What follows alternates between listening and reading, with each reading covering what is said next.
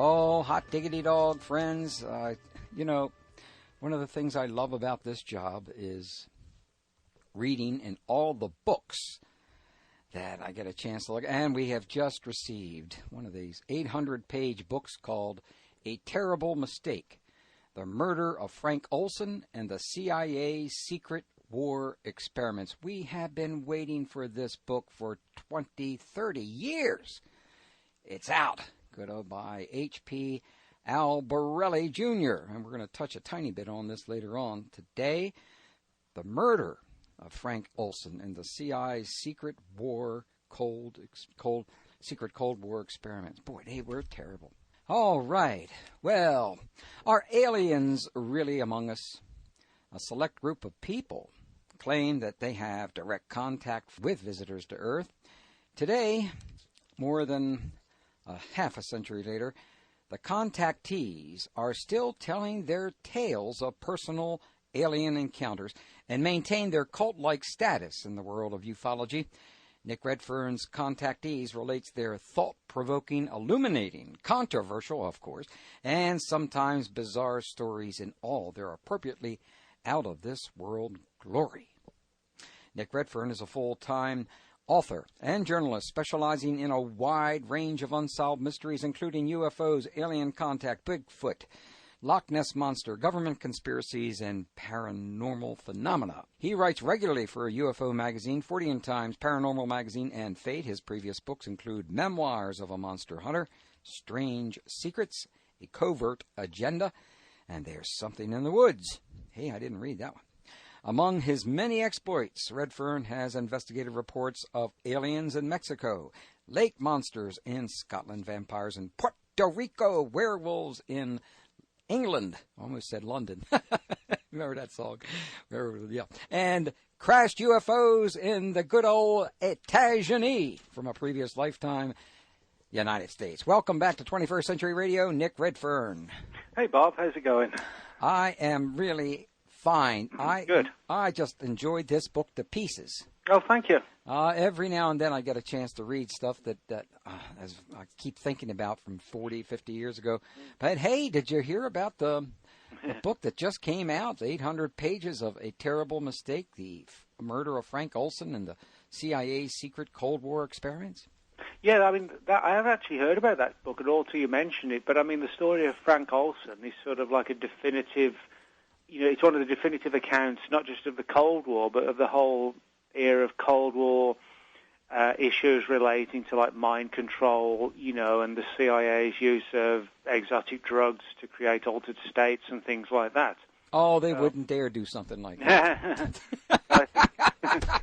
Sorry, I'm sorry. I think in that respect, it's a story that I think a lot of people are going to find interesting because a lot of people, know snippets of the Frank Olson story and the way in which, it developed and then how in later years the truth started to come out. And I think, it's, as you say, it's time that somebody told the story in full. So I'm glad that's now happened. Well, I was looking forward to reading all the parts that Cheney and Rumsfeld had to deal with this, which they did. And, nice to have a vice president of the United States that was distributing LSD and with people who didn't know about it and stuff like that. Well, anyway, that's something else. But Contactees, what are Contactees? Well, basically, Bob, the Contactees were, I guess, like a select group of people who, primarily kicking off in the late 40s, early 50s, but, some people say earlier, had contacts which I suppose differ very much from the more famous and more well-known abductions and abductees of today.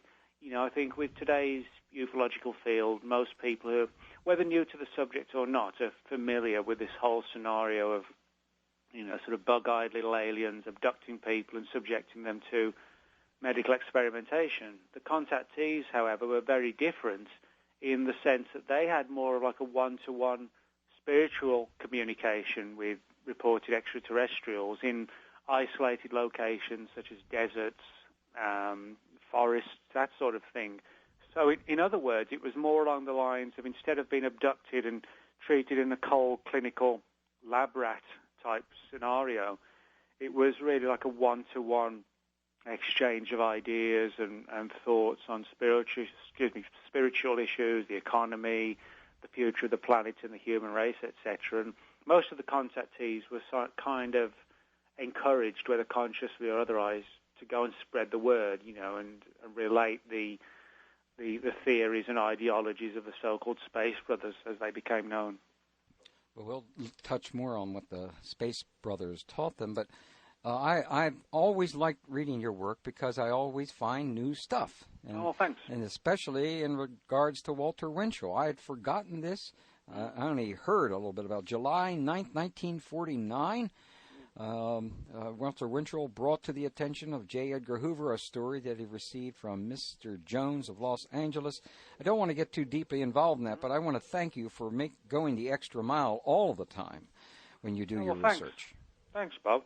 Yeah, I mean, this particular story, the Walter Winchell story, is interesting because most people kind of associate the contactee arena with the early to mid-50s onwards, but this particular case in question deals with an encounter that a man had in California in 1947 when he was out hiking in the mountains of California and saw this huge, I think he described it as being like a fairground, kind of like a circus tent type thing come down out of the sky. It's like a big, huge balloon and land. And he felt, again, he had this feeling that it was extraterrestrially controlled and that the aliens possibly had some concerns about our development of atomic weaponry. And, of course, these were staple parts of the contactee movement of the 50s. But to find a story very similar but documented in the FBI files of the 40s, pushes back the barriers a little bit of when these encounters may actually have begun. Mm-hmm. And also, thank you for the time you spent with Dan Fry. He was quite an interesting character. A lot of us had to spend time with him years ago, and I think he really added some light to Mr. Dan Fry there. Things that I couldn't quite figure out myself. The problem always is when you become friendly with some of these individuals. I hate to say I get biased, but I do. Yeah. If you like them as people, you kind of like to want to believe what they say. But obviously, a lot he had to say and do was quite questionable. But there was George Adamski almost before everybody else, who claimed to have met human-like aliens in the California desert, and that was 1952. Please tell us a little bit about Brother George Adamski. Yeah, I guess really, Bob, Adamski, more than anybody else, was the one person who everybody sort of, I guess, associates with the contactee arena. And Adamski was born in Poland in the final years of the 19th century, and when he was just a small child, his family moved to the U.S., and he finally settled in California. And he actually had an organization in the 1930s called the Royal Order of Tibet, which was essentially a kind of alternative lifestyle spiritual organization. So, in other words, he was someone who was perhaps almost primed to have like an alternative UFO encounter because he had this background, I guess, in esoteric areas. And certainly that's what happened. He had a number of UFO sightings at a distance in the skies over California in the late 40s, but then said that while he was out with friends in the California desert in 1952, like a lot of the contactees, he felt compelled to go out to one particular area of the desert, and said that as he did so, this sort of classic flying saucer-type craft came down out the skies, landed, and this very human-looking alien got off the craft, which was described as looking like very much like a human being, but with long hair, and wearing what was described as kind of like a ski suit, like a one-piece ski suit type outfit. And there was reportedly a type of telepathic exchange rather than, a voice-to-voice communication, again warning about the perils of nuclear war, atomic destruction, things like that. And this, of course, was just the first, encounter that Adamski talked about. He actually reported, a number of incidents throughout his life and wrote a number of books, or co-wrote a number of books about his experiences. And his first book, for example, written with Desmond Leslie, an Irish author, actually sold in excess of 120,000 copies in its first printing. So it just goes to show, the sheer extent and level of interest in Adamski's stories. What was he personally like? Adamski was one of these people who, interestingly enough, like a lot of the contactees, was actually very down to earth, but on the other hand, telling an extraordinary story. And I think that typifies many of these people in the sense that it was almost like they were plucked out of nowhere to follow the approach that they followed. They went on this almost like a spiritual endeavor to spread the word of the Space Brothers, as these particular type of long-haired, human-looking aliens became known. And, it wasn't like he or Dan Fry or any of the others had anything particular about them that would make them stand out. It was almost as if, I kind of speculate in the book in places that possibly these extraterrestrial entities chose people at random so that perhaps, for example, the government, etc., wouldn't be able to track them down because there was no sort of rhyme or reason to the people they were picking. And I think that's typical with Adamski. He was just a normal person placed in an extraordinary situation. Well, so thank you for what you had to say, and especially in tying George Hunt Williamson into George Adamski, who Hunt Williamson has written some interesting books, especially a lot of focus on South America down there and all the stuff that was going on down there. And a lot of people ignore Hunt Williamson, and I think that's a mistake. Yeah, he was another person, with sort of similar beliefs and encounters and, in the same time frame as well. George Van Tassel. Oh, that's an interesting name. He was a 1950s contactee, and he claimed again to have met aliens in the deserts of California. Can you elaborate on Van Tassel's claims of allegedly being taken aboard a spacecraft?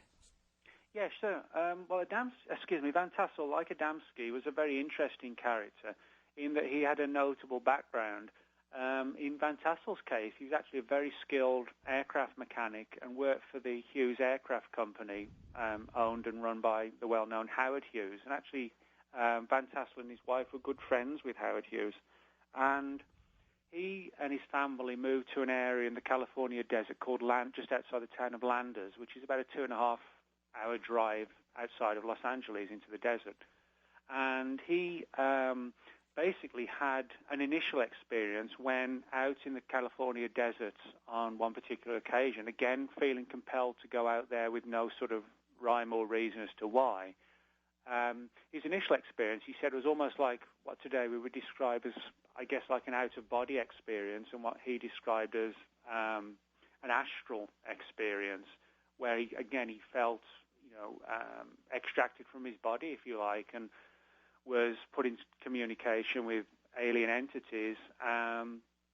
Other experiences that soon followed were more of like a physical nature. But again, as with Adamski, the stories are very much one-to-one accounts of, exchanges on the perils of nuclear war, etc., etc. But whereas Adamski co-wrote a book and went on the lecture circuit, Van Tassel felt compelled to put on his own conferences out at this place called Giant Rock in the California desert. And so influential, I guess, and successful were they that at times he had audiences literally in figures of about 12,000 attending the conferences, which is kind of extraordinary for a UFO conference today, never mind 50, 60 years ago. But it kind of really goes to show the sheer scale of interest that existed back then in the contactee movement.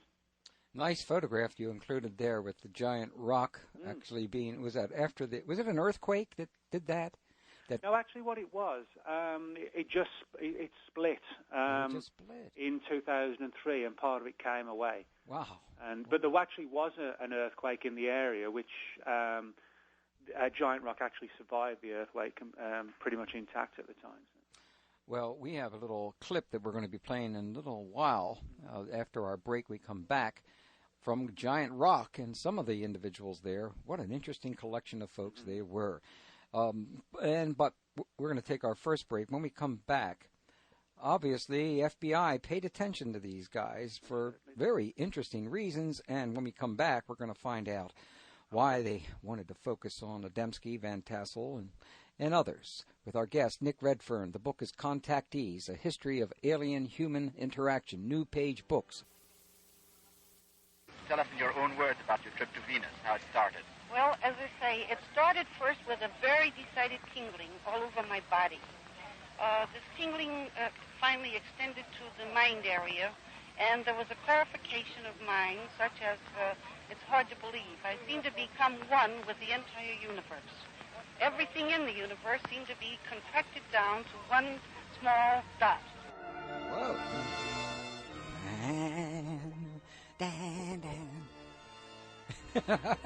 Hey, that was Dana Howard. Good old tingling sensations. Oh, I have listened to these folks, these videotapes that we've had for 30 years or something like that. It's just lovely to hear Dana again. Wait to hear some of the others, and we're going to hear some of the others. Oh, some of these contactees were, well, not the contactees, but the people that was contacting them were wearing red skirts, red pleated skirts, and black berets. Boy, it sounded like it was really. Did you like the way they dressed, Nick? Oh yeah. Wasn't that fun? Yeah, sorry, I wondered if you were asking the audience then. Well, yeah. But I just some of their stories are just terrific. Okay, now the FBI has released once classified files showing it spied very deeply on Adamski and Van Tassel.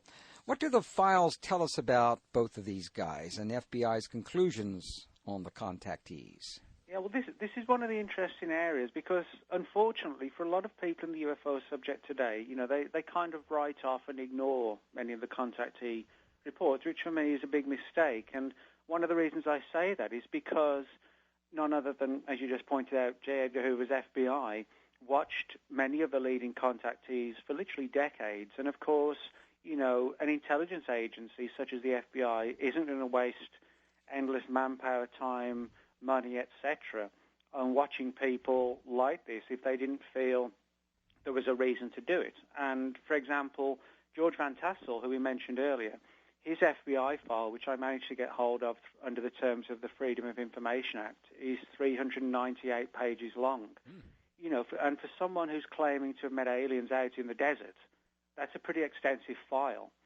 And, for example, he talks about how the FBI actually visited Van Tassel at his home in 1953. 2 FBI agents traveled out there and spoke to him extensively about his experiences, which basically kind of touched upon things relative to where did he meet the aliens, what type of governments did they have, were they communist, were they, did they have a US or English type government? These were literally the sort of questions that were brought up. Why were they here?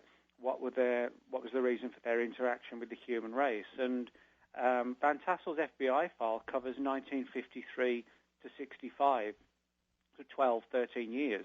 And that's pretty much the same with George Adamski.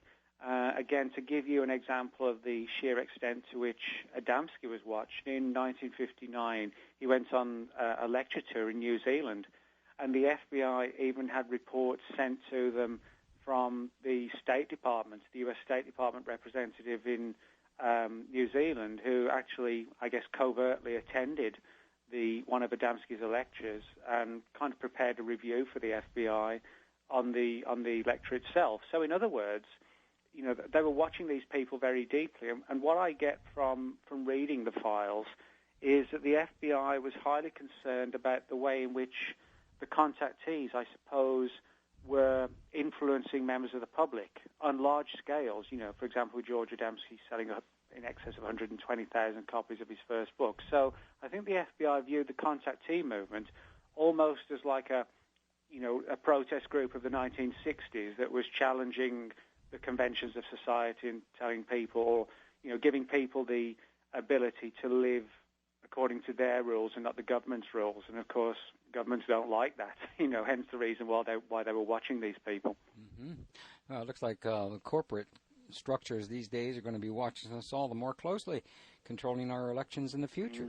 I'm sure. Well, I know. Well, they wouldn't have done that in the past, of course. No. But only now. Only now. That never happened before. There. No, of course not. No, it's new stuff, Nick. Now, but you know, you on page 43. I selected 43 because I was born in 1943. Right there at the top, this is one of the things you educated me about: Adamski's racial and near-Nazi views. And then, of course, you touch on Project Paperclip, which, good Lord, most Americans have very little knowledge about that. And if you really want to get a good look at the Nazis, rocket scientists coming into America, and et cetera, et cetera, et cetera, that's a good place to look. So there was some reason to look into these guys. Yeah, that's right. I mean, you know, when I talk about the FBI, for example, questioning people like Adamski and Van Tassel about the reported nature of governments and societies of these purported aliens they said they met, you know, Adamski himself actually said that in his view they had kind of like a communist, socialist type government. And certainly, you know, the overriding message from many of the contactees was that we should all live in peace with each other, that we should do away with money and, you know, all live at kind of the same level. Now, you know, if you're talking to just a group of friends about that, nobody really cares. If you're on the lecture circuit telling 100,000 plus people that aliens are communists and they have a wonderful world and we should abolish money and live, you know, all as one, then you are going to attract the attention of people like the FBI, purely because, you know, you're saying things that I suppose in the 50s, at the height of, you know, the Reds under the bed scares and McCarthyism and things like that, were going against the grain. And, you know, it wouldn't take the FBI long to find out that, hey, George Adamski's selling 100,000 books. George Van Tassel's getting audiences of 12,000 at these conferences. Very quickly, these people go from just UFO researchers and witnesses to, in the FBI's eyes at least, you know, potential national security issues. Certainly. Now, here's another interesting fellow. I'm sorry for laughing. After you read these guys for 30 or 40 years. Yeah, but, you know, your book adds a lot of new stuff, though. That's the thing that's important about this work. Yeah, I tried not to go over old ground and just repeat accounts. Yeah, but who in the hell... bring hell... something new to it as well. Yeah, who in the hell wants to read the same old stuff that we've been reading in the 50s, no, 60s, 70s, 80s? You've done some really important research, but that's what you're known for, Nick. Well, thanks. And that's the reason why individuals, obviously, not just enjoy your work, but learn a great deal from it. And then Truman, I can't know if I can get this guy's last name, Bethurum, thank you, who claimed to have been in touch with a beautiful female alien in the 1950s. Oh, this name is just great. Aura Rhanes. Yeah. Oh, what a beautiful name. Yeah, please tell us about this fellow. He's an interesting guy. Yeah, Truman Bethurum, his story, in many respects, sort of follows the same pathways of many of the other contactees, but in other respects differs quite wildly. He was basically a very skilled, highway road builder. You know, he was someone who designed roadways and oversaw their production and construction, etc. And he was offered in the early summer of 1952 a new work contract working on an extensive new stretch of road in Nevada, which out about 2 hours' drive from Las Vegas. And this was very near a large old mesa called Mormon Mesa, you know, which went back literally millions of years when it was first, you know, sort of carved out of the environment. And he said that because his night shift, his working shift was something like from mid-afternoon till the early hours of the morning, when he got off of his duty at like 2 in the morning one night, he had to drive up the mesa and fell asleep and woke up to see this huge, literally like a several 100-foot definitive flying saucer come down and land. And when you read his book, it kind of sounds like almost like the scenario in Day the Earth Stood Still, you know, the old movie where this huge saucer comes down. And like many of the contactees, he said these very human-like aliens dressed in uniforms came out. The big difference in Bethurum's story was that whereas many of the aliens, many of the contactees described meeting what became known as the Space Brothers, he had a sort of a definitive encounter with what could be called, I guess, a space sister. He said the person who was sort of leading the crew, if you like, of the craft was a beautiful spacewoman who identified herself as named Aura Rhanes.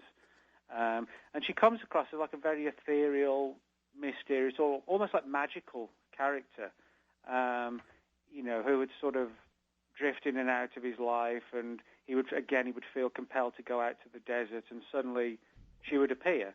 It almost was like an altered state journey to, like a fairy kingdom or something like that in many respects, where, as if his mind was being played with, and suddenly this beautiful woman would appear. But again, the exchanges between the two of them were sort of very similar about the nature of the aliens' home planets, their reasons and motivations for coming here, i.e. to watch us and, gauge our development and things like that. And also a concern about the government not being able to track them and find them, and purely making their contacts at random, so there would be no way to sort of follow any definitive pattern as to where they were going to land and when. A very controversial story, and in many respects sort of really far out, but in other respects very similar to many of the other contactees. And what made Bethuram's story interesting for me was, in many respects, he didn't try and capitalize on it or expand on it. He said that basically his encounters occurred from the summer of 1952 to late 52, and then they just came to an end. These beings came, they had a number of interactions and exchanges in the desert, and then they were gone. So in other words, he wasn't trying to capitalize on it for years and years later, claiming all new experiences. It was just, hey, this is what happened to me X number of years ago, take it or leave it, which in many respects, adds weight to his claims. He wasn't just trying to come up with a new angle to get on the lecture circuit every other year, if you like. So. Well, I like his comment on her. Well, he made a lot of them. Little did I suspect that their captain would turn out to be a woman. And what a woman. You're right so well. Because it's fun. There are certain areas that your humor comes out through there. This is one of the things with the contactees that I try to point out, is that many of them were sort of definitive characters. Mm-hmm. I think, particularly in today's UFO world, it's all seen as very much black and white, and many of the witnesses, no disrespect, but, the stories are very similar, and many of the people come across very anonymous, etc. The contactees had real sort of standout, memorable characters, whether it was Adamski, Adamski come from Poland and then, setting up this organization, or Van Tassel hanging out with Howard Hughes, or Truman Bethurum, with his story. They were definitive, memorable people, and that's, with quirky characters in some cases. That's one of the things, I tried to get across in the book as well. So. Well, you sure did. Look at this one up here. I'll hold it at the microphone. This is a description of Aura Rhanes. Listen, wearing a black and red beret and dark and large sunglasses. Boy, what an image. What an image that conjures up. With the collar of her jacket turned up high.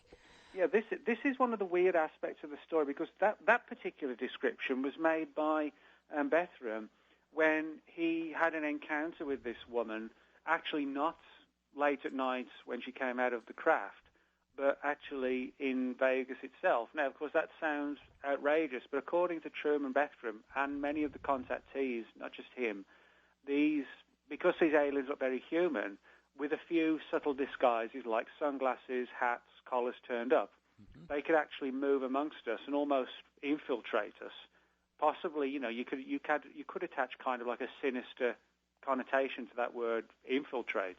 Or you could suggest they maybe we're just trying to find out more about us. But many of the contactees claim this, that, the aliens weren't just coming down and having these meetings in isolated locations, but they're actually subtly moving amongst us, and that they look very much like us. But, if you were to catch one in the eye and look at them closely, there would be a few subtle differences, perhaps like the eye differences being slightly further wide, farther apart, or the noses were longer, or the lips in some cases were described as being very, very thin.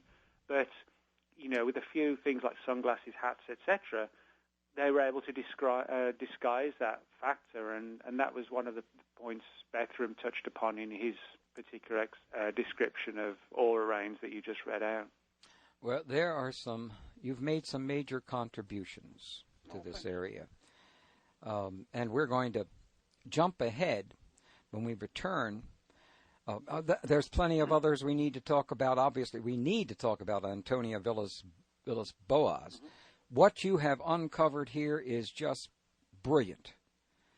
On Chapter 20, Inventing the Aliens. I'd like to, when we return, talk a little bit about Antonio, and then I could almost see that being that Antonio was with that red hair, and the snarling, biting. Yeah, exactly. I could see the picture was. You had a good picture there, when we find out that there is some kind of a link here between our government, possibly, and the contactees. I think this is, even though it may have been touched on by others, I think you really bring this out really well when we return with Nick Redfern, Contactees, A History of Alien-Human Interaction. New Page Books. Let's see, nickredfern40blogspot.com. And that's linked to the front page of 21stcenturyradio.com. And a little Smoke on the Waters here. You know what Smoke on the Waters was all about? Huh? Do you? Did he tell you where he came from? Yes, this time he told me he was from Venus, although I have met men from other planets as well. What were their clothes like?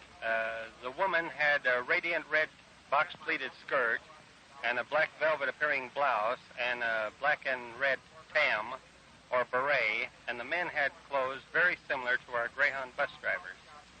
Very similar uniforms.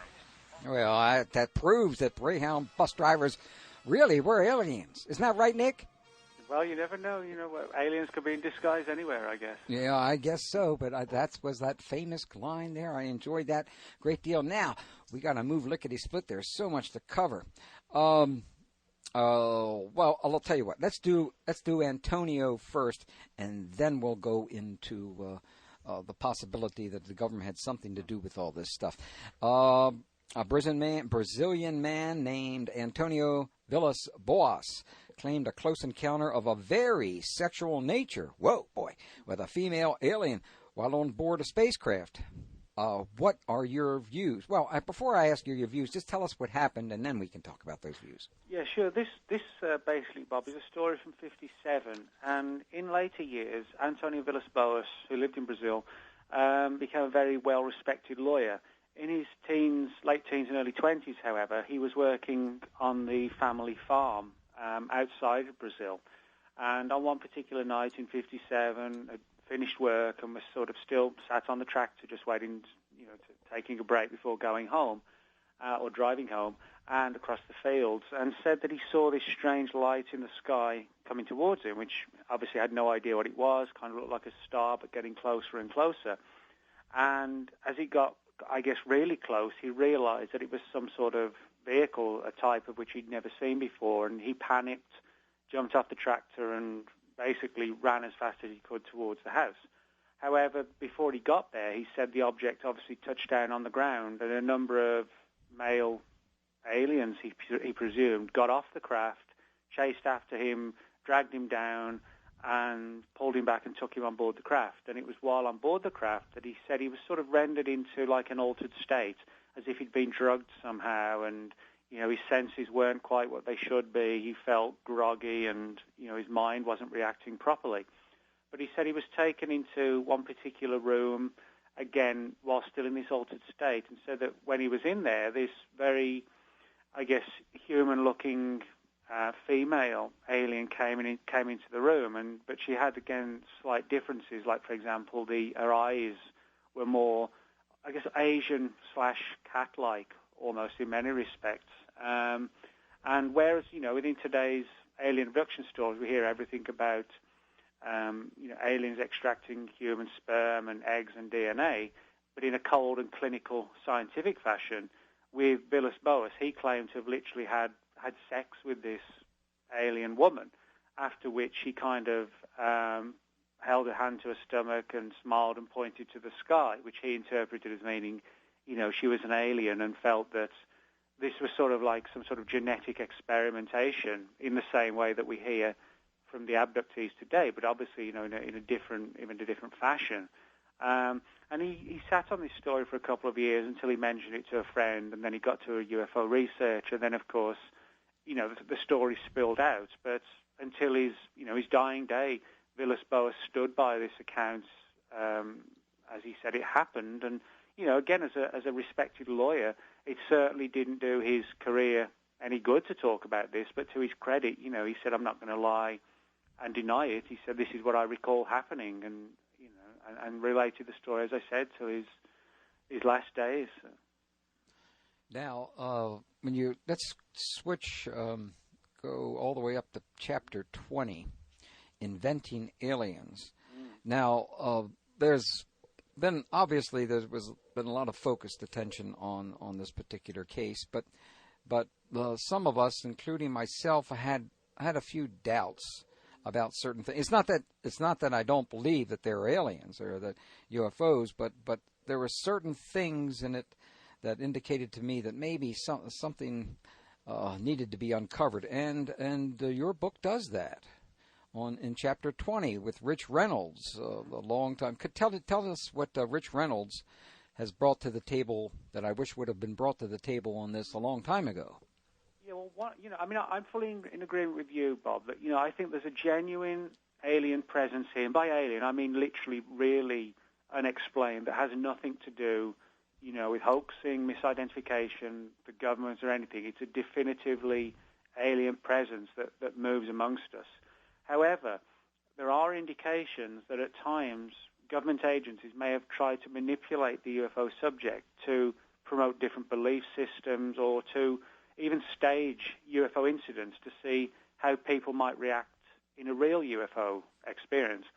And this is one of the things that comes out in the Villas-Boas case. You mentioned Rich Reynolds, who's a friend of mine and a long-time, well-respected UFO researcher who's done a lot of high-quality research into the subject and dug deeply and extensively into it. And he had the occasion to interview a man who was actually involved with the U.S. government, named Bosko Nedeljkovic, a number of years ago, who claimed that although the Villas-Boas case was very, very real, he claimed that he didn't have actually anything to do with what we call, literal extraterrestrials, if you like.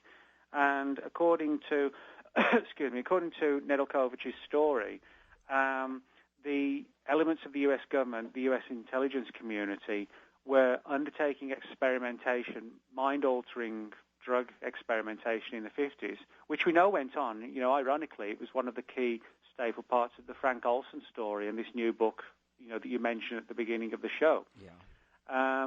But the story from Nedeljkovic was that the government knew that there were a number of genuine UFO incidents going on, but they decided to stage also a number of incidents, again, to see how the public would react, what the media reaction would be.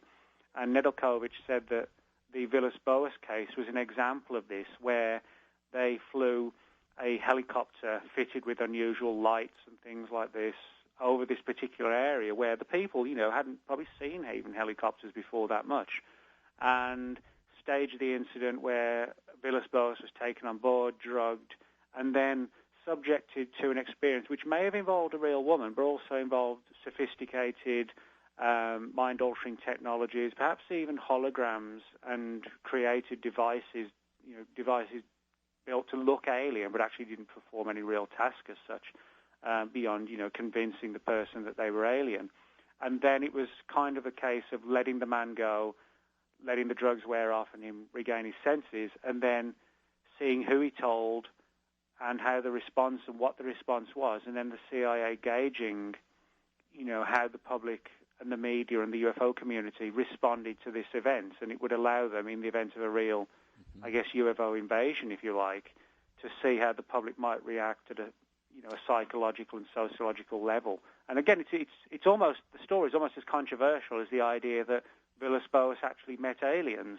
Yeah. But when you take into consideration that we know that the government was doing some really weird, advanced mind control experimentation back in those days with things like MK Ultra and the Frank Olson story, it becomes actually quite plausible that this would spill over into the UFO field as well. Especially since they were hoping that LSD or some of the other drugs they were experimenting with people who didn't know what was going on. I mean, yes. They didn't know they were getting LSD. Their hopes were to have some kind of truth serum, or and I've seen also written, and that's why I can't wait to read A Terrible Mistake, as developing contract murderers. Yeah, I mean, this is one of the interesting areas that, I focus on quite deeply in the book. I mean, another man who I talk about was Orfeo Angelucci, another famous contactee of the 50s. One of his prime encounters actually began when he said that this very human-looking person asked him to drink a liquid into which the person dropped a couple of pills. And it's quite clear from Angelucci's words that when he drank this liquid, that he was entered into an altered state. He talked about how everything around him the colours seemed to change. It was almost also as if just physical objects in the room seemed to take on lives of their own and seemed to have some sort of hidden meaning to them. And if you look at people under LSD experiences and you read Angelucci's account of, colours changing and swirling figures and magical experiences, it sounds like he was put into an LSD-induced state. And what's particularly interesting is that he said that when he was in this state, he noticed in the location where it occurred, there were two, as he called them, Marines, military Marine guys, watching him very intently, as if they were almost there to monitor the situation. And as I speculate in the book, perhaps to ensure it didn't get out of hand. It certainly did happen with the Olson case, when he ended up going out of a window. So I think there's good evidence that some of these cases may have been staged events to allow the government to test out new radical means of altering people's minds and controlling them and gauging to what extent they work. If you convince someone they're seeing aliens, in other words, you can convince them of anything, I guess. Yeah, well, obviously, I think this was something the CIA at that time, I really, even though they got caught and even though it got out in the newspapers, I was just amazed that it reminded me a little bit of the situation with Richard Nixon, in which all the things he could have got caught at, what really brought him down was such a small thing in comparison to just outrageous things he was up to. So that I used to always hear, because I married into a heavily Republican family, and I've heard just about every excuse in the world as to why Richard Nixon was a great president, which obviously he was not. But still, it made no difference. Their feeling was, by and large, this is a good man. He only got him because he didn't know that these guys were doing what they were doing. Well, poor Richard. Yeah, poor Richard, right. Well, obviously, we're just about out of time for this hour. When we come back, we're going to talk about some more of these contactees. Oh, we've got to talk a little bit about the policeman taken aboard a UFO in '67. Now you see, this story in regards to the possibility that government has been utilizing these now is affecting me in every way I look at all of these other people and the experiences they had. Because were they genuine or were they products of our government? Well, we'll find out maybe when we get back with Nick Redfern, Contactees, A History of Alien-Human Interaction, New Page Books. You can reach Nick Redfern at nickredfernfordian.blogspot.com.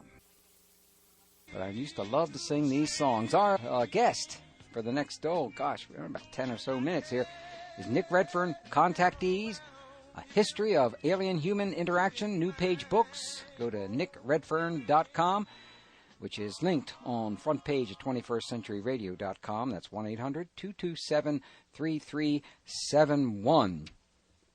Nick, could you please tell us the story about the policeman taken aboard a UFO in 1967 who claimed to have spoken with an extraterrestrial?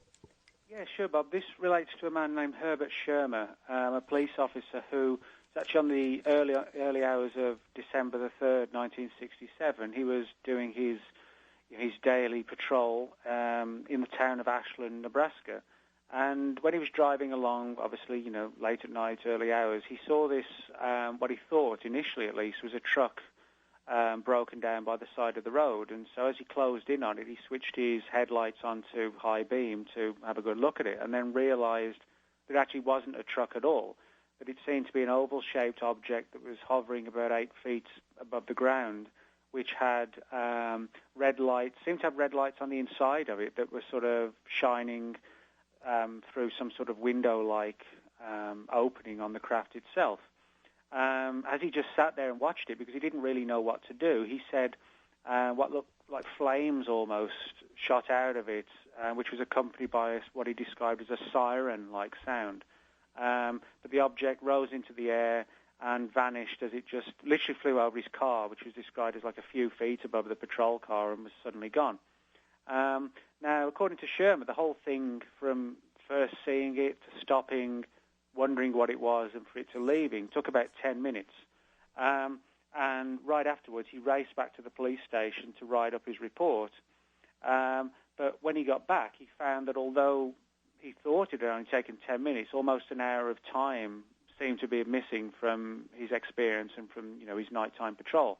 And obviously, wondering what happened, eventually he underwent regressive hypnosis to try and recover the missing memories of that 50 or so minutes that he couldn't account for. And when he was put under hypnosis by Dr. Leo Sprinkle, a psychologist, a story came out that what Sherman failed to remember was that, or his memory was wiped clean, was that he got out the vehicle and was approached by 3 human-looking creatures, around about 5 feet in height. And one of them, who he took to be the leader, as he described it, who was slightly taller than the others, asked him a question, said, "Are you the watchman of this place?" presumably meaning, a police officer. And he said yes, and he was basically taken on board the craft. And it wasn't described as like a kidnapping or an abduction. It was almost as if the aliens actually wanted him to see the craft, possibly even with the intent of having him go back and tell people about the experience, as if to sort of, again, get us acclimatized to the idea that they were amongst us. And he said that he went on board the craft, and again, there was an exchange about why the aliens were here, they were watching us, the nature of their technology. And just before the Sherman was taken off the craft, one of the aliens sort of made a curious comment to him and reportedly said, "We want you to believe in us, but not too much." And it was almost as if, as I speculate in the book, that the aliens want us to know they're here, but they don't want us to be too overly reliant upon them. The idea of one highly advanced culture overwhelming another culture. It's like they want us to believe in them, but not be reliant upon them teaching us everything. And I think, again, it was almost like a staged encounter in the sense of they deliberately wanted to have somebody on board who would go back and speak about it and subtly spread the message that, they were kind of moving amongst us at a restricted level. That or it could also be that they're it's very similar to the Boas situation. Yeah, exactly. It could be the Boas case. That we cannot discount the idea that, again, this was a staged incident. Hence, the human-looking aliens, and again, certainly, the government has done a lot of research into not just mind control, but mind manipulation to wiping memories out, rendering people into altered states via advanced technology like acoustics. Been a lot of research done on acoustics, how they can render people into almost like a hypnotic state. And my personal view is that, if we ever get the truth about the UFO mystery, there's going to be our UFOs and their UFOs. Mm-hmm. There's going to be a real UFO phenomenon, but there's going to be evidence, if the story ever fully comes out, of how government agencies have also used the subject to their advantage to manipulate it and to manipulate us as well. Yes, as my most favorite Well, actually, I'm biased in this direction. A UFO researcher from the old school is Dr. Jacques Vallée, who, as you certainly well understood what he was talking about in this book, as more or less most of the, and the controversy Jacques went through back there, in the early 90s with all the other ufologists. I mean, they just really, they couldn't tolerate what he was saying, which he's saying, well, there may be UFOs, but that's not necessarily what we're looking at here. No, and I think in that respect, I would sort of share a lot of Jacques Vallée's views in the sense that, he viewed the notion that there is a very real UFO phenomenon, and I don't doubt that for 1 minute, but I think the phenomenon itself has been manipulative, and governments have realized that there are ways in which, although there's a real phenomenon, they can manipulate it as well, and it becomes a case where it becomes harder and harder to differentiate which are between the real aliens and which is government agencies staging UFO incidents. And I think it is difficult to determine which cases fall into one category and which other cases fall into the other category.